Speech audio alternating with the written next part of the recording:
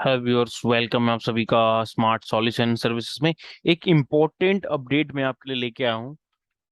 28 सितंबर 2022 को सीबीआईसी ने notification issue किया, जिसमें कहा गया कि जो फाइनेंस एक्ट में बात हुई थी चेंजेस करने की, सेक्शन 110 से 111 तक, उन सबको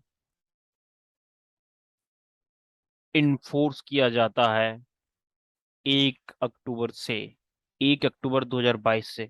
तो यहाँ सब ने ये मान लिया था कि ये जो अमेंडमेंट्स हुए हैं वो हुए हैं नेक्स्ट ईयर के लिए, जो अब ये लागू हुआ नेक्स्ट ईयर के लिए लागू हुआ। तो इसके अंतर्गत होना क्या था कि जो आईटीसी क्लेम करने का हमारा टाइम था वो अभी हमारा क्या रहता था कि सितंबर मंथ के लास्ट, सितंबर मंथ का जो रिटर्न है उसकी ड्यू डेट तक रहता था। मतलब सितंबर महीने अगर आप मंथली फाइल करते हैं तो 20 तारीख, क्वार्टरली फाइल करते हैं तो 22 और 24 तारीख आपके लिए रहता था। ठीक है। लेकिन गवर्नमेंट ने इसको बढ़ा के 30 नवंबर कर दिया है। तो सबको ये लगा था कि ये होगा फाइनेंशियल ईयर 22-23 के लिए, जो भी करंट में रनिंग में है। 21-22 के लिए नहीं होगा, क्योंकि उस समय ऑडिट भी चल रहा था तो मैं भी इसको प्रॉपर रीड नहीं कर पाया। बेसिक पढ़ लिया था, समझ लिया था, हमें सबको यही लगा। लेकिन उसके बाद फिर 4 तारीख को गवर्नमेंट ने एक इशू किया। गवर्नमेंट ने दोबारा से इशू किया डिटेल। उसमें क्या बताया गया,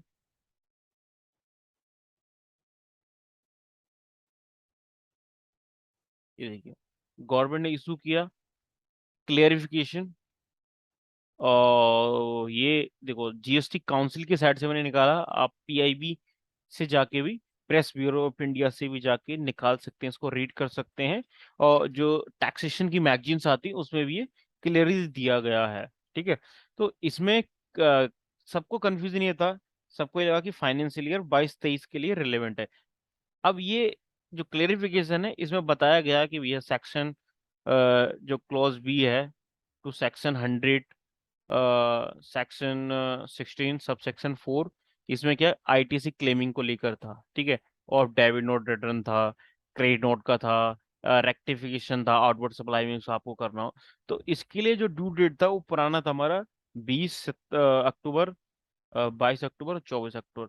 लेकिन क्योंकि ये 28 तारीख को आया था और सबको ये लगा था 1 अक्टूबर 22 से एप्लीकेबल हो रहे हैं, तो ये आगे इन्फोर्समेंट हो रहा, जो नोटिफाई हो रहा, तो इसका मतलब ये आगे के लिए होगा। लेकिन यहाँ पे क्लियर कर दिया कि ये डाउट हमारे मन में आ रहा था कि लास्ट ईयर के लिए तो नहीं है। तो यहाँ पे क्लियर आप देख सकते हैं, लिखा गया है कि this para two are applicable for compliances of financial 2020 onwards. तो 2022 के लिए भी ये एप्लीकेबल होगा। अब इसका मतलब क्या है सर, इसका बेनिफिट क्या है? इसका बेनिफिट ये है कि लास्ट जो मंथ ईयर है हमारा, फाइनेंशियल ईयर 21-22, आपने ऑडिट भी करा दिया।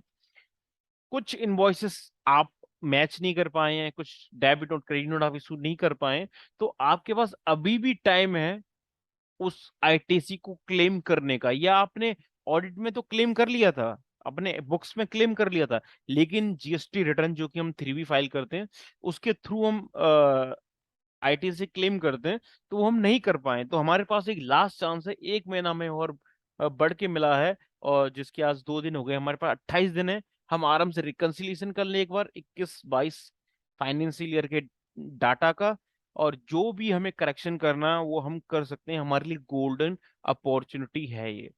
तो आपको बहुत ध्यान रखना पड़ेगा जीएसटी में जो रेगुलर अपडेट आते हैं।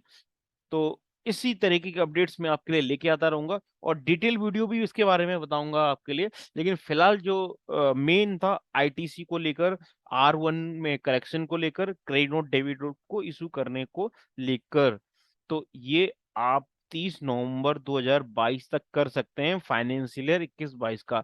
तो ये बहुत ही बड़ा अच्छा हमारे लिए क्लेरिफिकेशन था, क्योंकि 4 अक्टूबर को ऑडिट का डेट एक्सटेंड हो चुका था।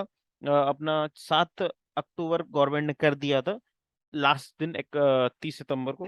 तो उससे क्या हुआ कि इसको भी कई सारे कंसल्टेंट हैं, एडवोकेट्स हैं, lawyers, chartered accountants, accountants read नहीं कर पाए हैं। तो वो इस वीडियो को देखकर और डिस्क्रिप्शन में दोनों की मैं लिंक दूंगा, वहां से आप इसको डाउनलोड कर सकते हैं, इसको रीड कर सकते हैं, और जो आपका लॉस अगर होने वाला था तो वो लॉस से आप बच सकते हैं। तो इसी तरीके से बिजनेस टैक्सेशन अकाउंटिंग के अपडेट देने के लिए हमारे साथ जुड़ी रही है हमारे channel smart solutions and services में। Thank you for watching this video.